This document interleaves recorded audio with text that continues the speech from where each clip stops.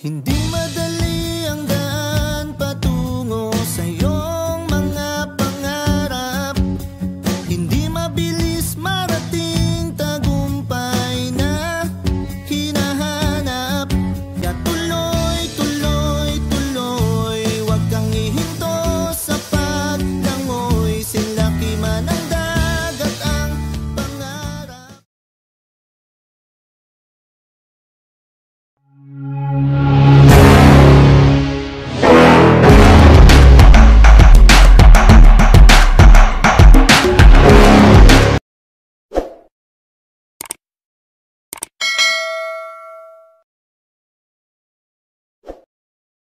So ayun, good day mga kabisik, no? Mayroon tayong gagawing battery charger na naman, no? Gaya ng nauna nating mga vlog, no? May battery charger tayong ginawa. Pero ngayon, yung gagawin natin, full wave na. Yung full wave na battery charger. Gamit itong luma at sira ng EBR. So yun, computer EBR, no? Ito yung computer EBR. So sira na yung board niya. Ito, mga sunog na yung pisa niya, no? So ang ginawa natin, binaklas natin, nakuha natin itong transformer niya, no? Ito. So ito na yung transformer niya, no? Nang tinester ko, no, buo pa naman eh. So okay pa siya. So ayun. Ito yung gagamitin nating transformer. Bali yung output nito ay lumalabas na 13 volts, no?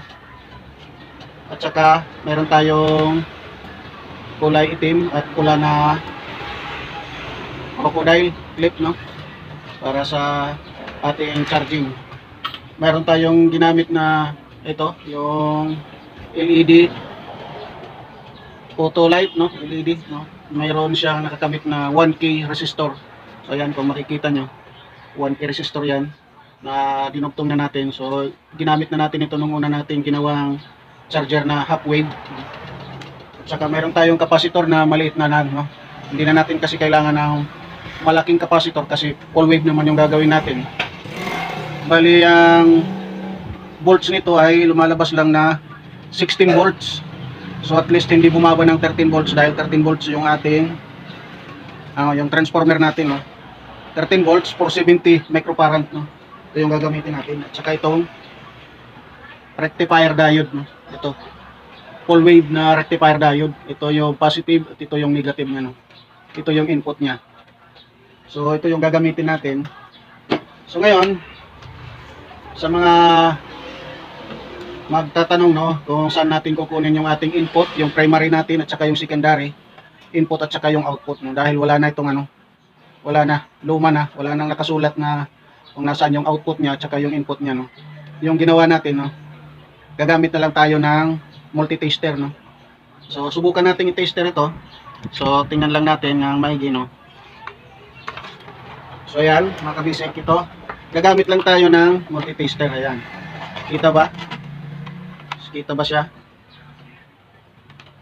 So yung multi-tester natin ay ilalagay lang natin sa X10, no? Times 10. So para malaman natin kung nasaan yung input nito, lang natin, lagay natin sa 0. Ayan. Ayan, 0. Kung makikita nyo, kita ba? Kita. So ito yung line natin. So hanapin natin yung primary, yung input at saka yung secondary na output, no. Kapag magte-tester tayo ng ganitong transformer, no, ganito lang gawin natin, no. Hanapin natin yung input. So kung makikita nyo, ayan, dito sa unahan, no, pumalo lang siya ng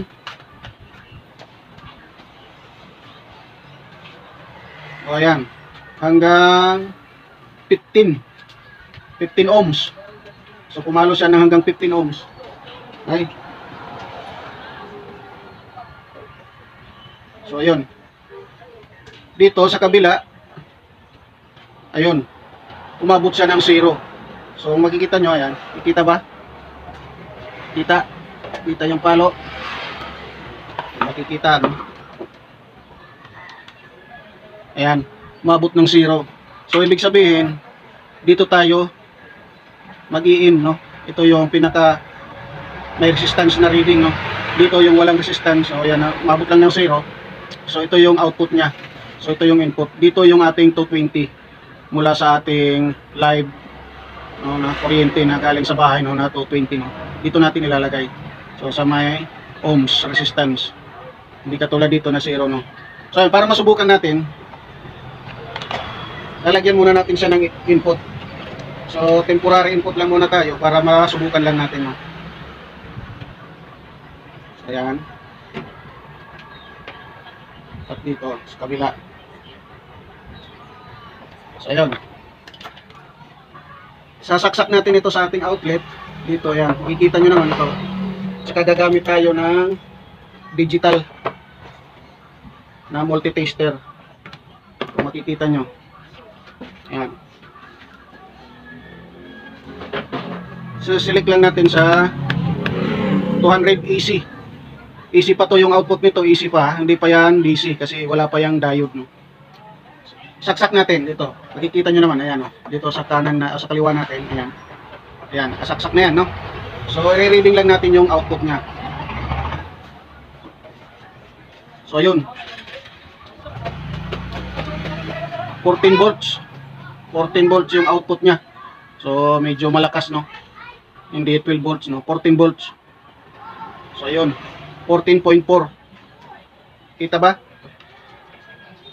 Ayan. 14.3. Basta 14 volts yung ating output, no? Ayun. So, tanggalin natin. Ayan. So, ang gagawin natin mga ka-basic, subukan natin siyang ilagay dito, no? Sa casing niya. Para mayroon tayong bahay, no? May casing yung ating gagawing charger. So, bali yung gagawin natin, lalagay natin ito dito. Ayan, ganyan. Para magkaroon ng bahay yung ating gagawing charger. So, lagyan lang muna natin ito ng balot na masking tape. So, ayan mga ka-basic, naipasok na natin ito, no? Dito na sa loob yung ating transformer. So, yun. Gagawin natin, lalagay na natin yung ating power supply. So, yung isa dito, yung isa dito sa kabila, no? Dito, tsaka dito sa kabila. Kaya dito ito. Ayan, gagamit lang tayo ng circuitable tube para mas maganda, no? Para mas maganda, no? Gamit tayo ng circuitable tube.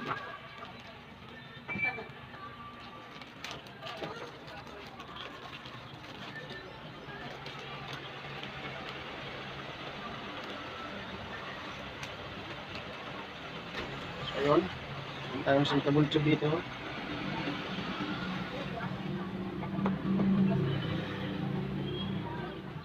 Pasok na natin. Tsaka ito.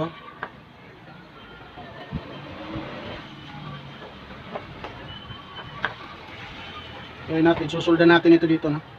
Susolder na lang natin yan.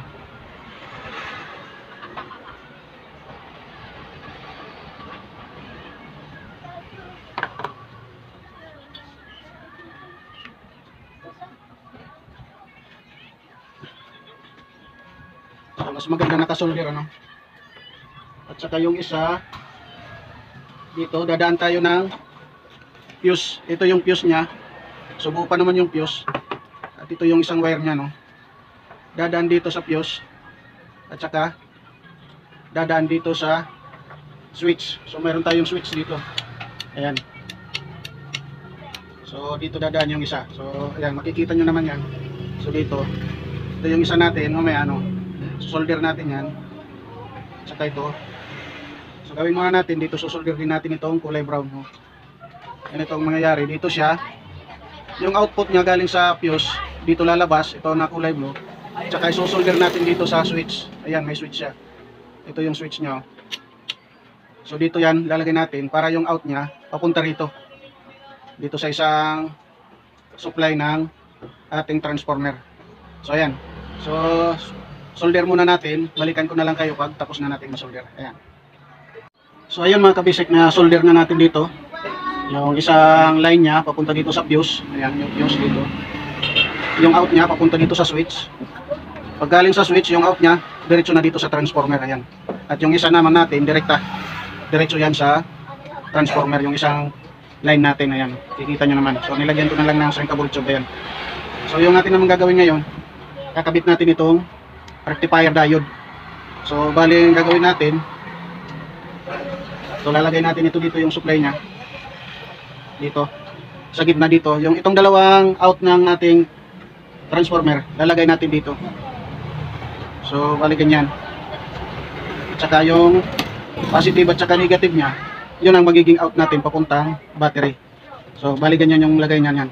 So ayan, solder din natin. Pakita ko na lang sa inyo pagkatapos natin mag-solder, no.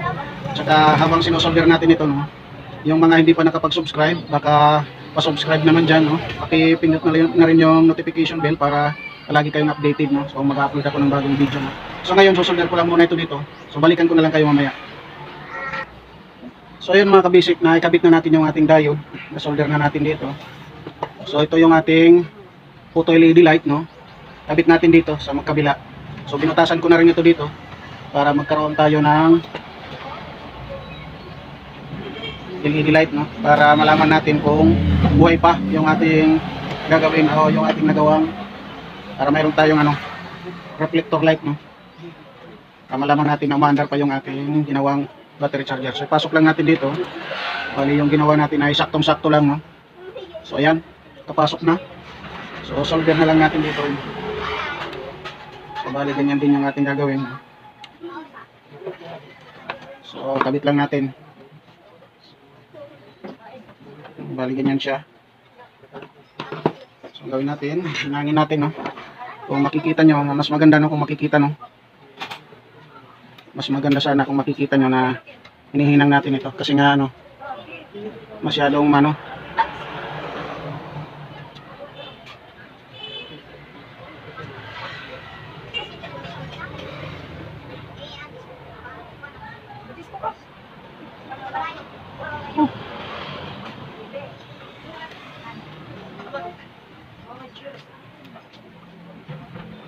So yun, nahinang natin yung kabila. So yung kabila naman, hindi ko alam kung paano, masyadong masikip yung lugar natin. So mas maganda siguro ganyan. So yun, ikita ko na kung paano. Hinang lang natin. Tensionan. Paano ba ito?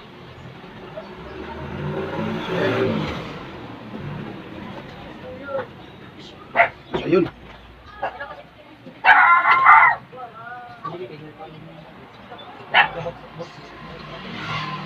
So yun.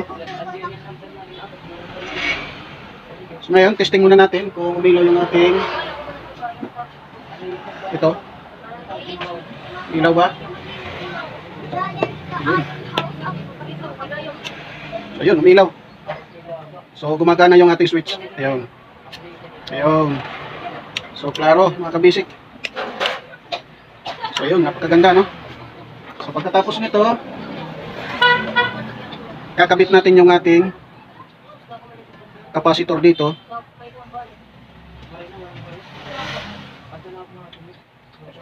So sa positive yung pula, positive, tsaka yung negative dito, no.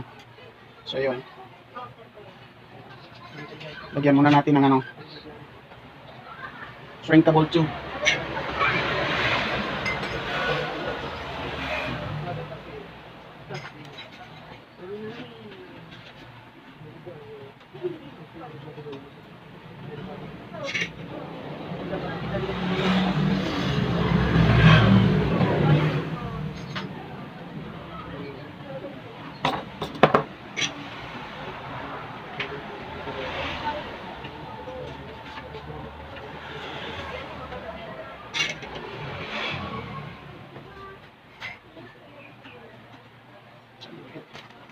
Ito na lang.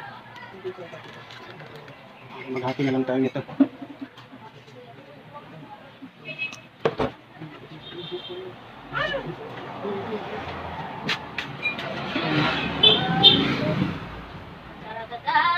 Mas maganda, mayroong shrinkable tube. Yung ating hininangan para hindi dumikit sa bakal.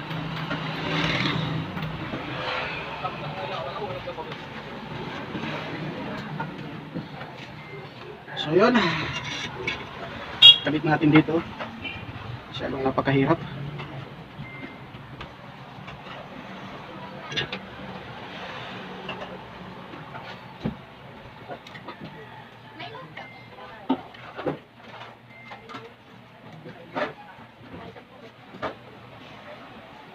Yun, kabit natin yung kabila. Yung kabila naman.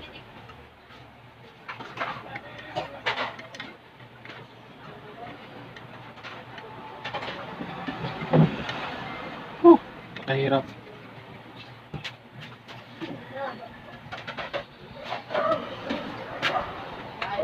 So yun. So yun na. Okay na. Yung ating capacitor, nakabit na natin. So ang mangyayari nito, nakadumikit yung ating sinuldahan dito, no? Yung ating, dahil open siya, lagyan natin ito ng tape dito para hindi dumikit sa bakal. So, may tendency na didikit yan, no? Pag nalog-alog, didikit. Ang gawin natin, lagyan natin ito ng tape. Ito.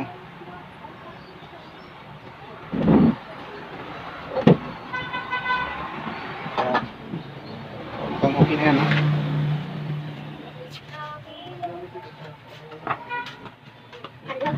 Dublihan lang natin para mas maganda, mas matibay.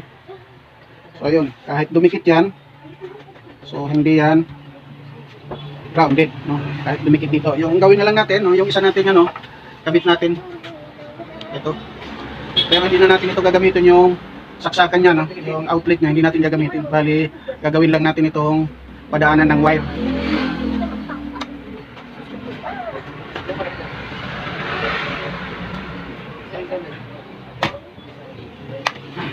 So ayan, kabit na natin. So yung isa dito na, yung isa ito. So bali open lang ito dito, no, para medyo may hangin na papasok, no. So yung gagawin na rin natin ito, kakabit na natin yung ating crocodile clip. Itong clip natin, kakabit natin. So para mas matibay, dito natin ipasok itong pula dito sa positive.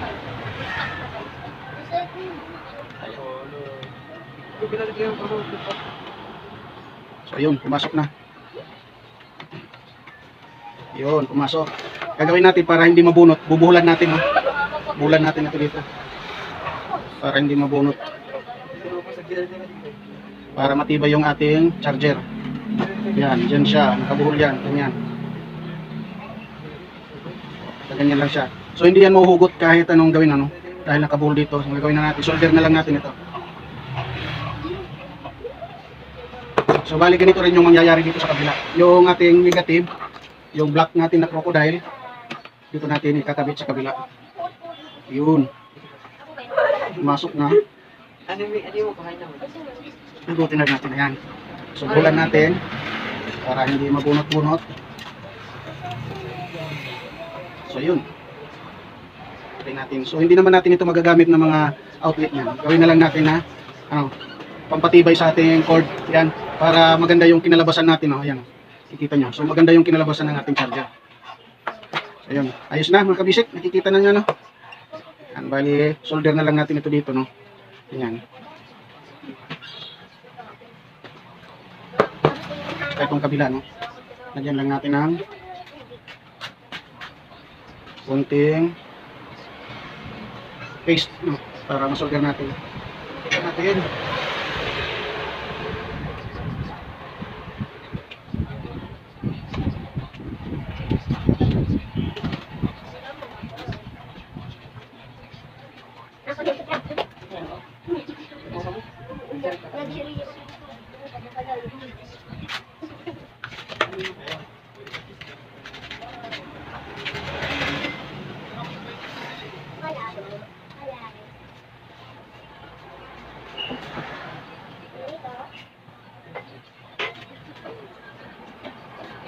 Yun, solder natin dito. Kikita ba?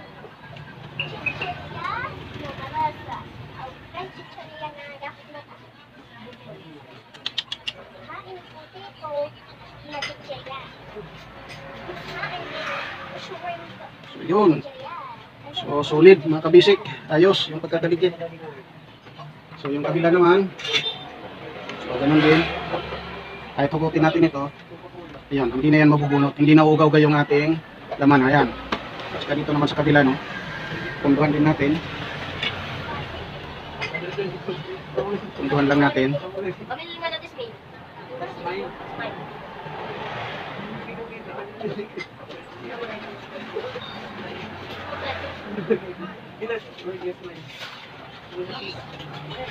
So yun.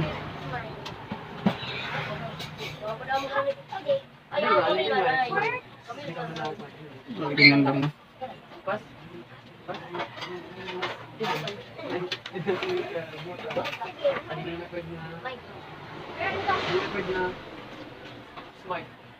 So ayun. So okay. Okay siya. Ayun. So ayun mga kabisik. Bali tapos na yung ating charger. Ayan, kikita nyo naman mga kabisik, no? Tapos na yan. So subukan para malaman. Ito na lang yan. Dali na lang. Subukan natin ito. So meron tayong black and white, positive, negative. Saka meron tayo dito battery. Ayan. Tester lang muna natin. Tingnan natin kung may laman. Tingnan kung may laman. Ayan. So yung battery natin ay mayroong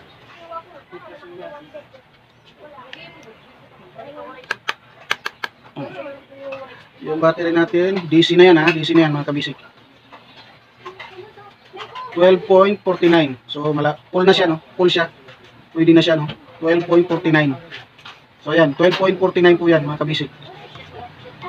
So subukan natin ito. Tingnan natin ha. Ayan. Tingnan mabuti mga kabisik. So gawin natin. Saksak natin. Ayan. Tsaka power on. Ayun, umilaw na. So subukan natin. Sa pula, positive. Sa itim, yung negative. Ayun. Saksak na siya mga kabisik. So ang gawin natin, sukatin natin kung ilang voltahe ang kanyang karga kapag mayroon ng battery. Para makita nyo yan. Kita man. Kita na mga kabisik. No, kapag may karga siya, ganito yung voltahe makukuha niya. Ayan, 13.33. 13.33, 35. So malakas yung ating charger. So fast charging to mga kabisik, no. Full wave fast charging, no.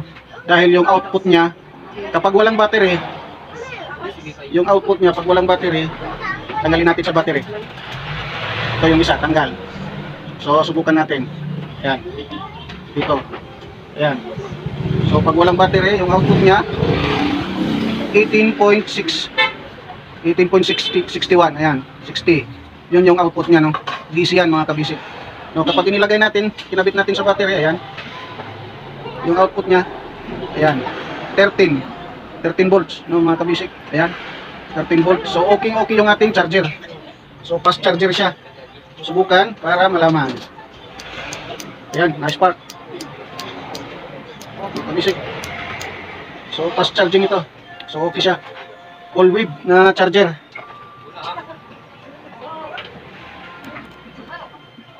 Ayan, 13.31. So ayun, hanggang dito na lang tayo mga kabisik. So ayan mga kabisik, no? Lagyan na natin ng takip yung ating ginawang battery charger para magandang tingnan. So ayan. So napakaganda. So screw natin.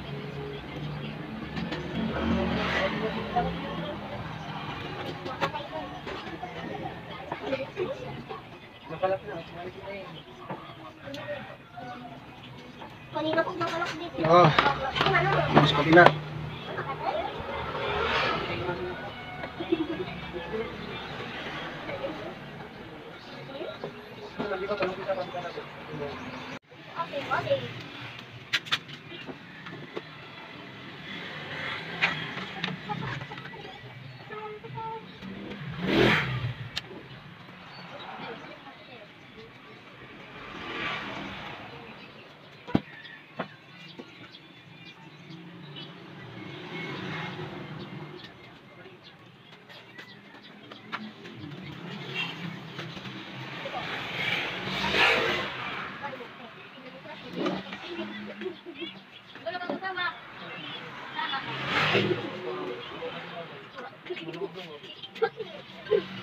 Hindi madali